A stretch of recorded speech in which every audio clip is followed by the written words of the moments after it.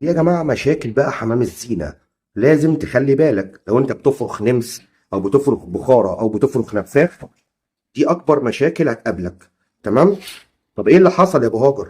طبعا دول باضوا عادي، باضوا جدا. بصوا البيضة يا جماعة، اهي البيضة باضوها امبارح الصبح وفي الطاجن، والطاجن بتاع البيض واسع ما شاء الله وفي تحديد، لكن للاسف كسروها. انا كنت فاكر اشيلها الممشي، بس للاسف يعني ايه، ربنا انساني يعني، والحمد لله على كل حال.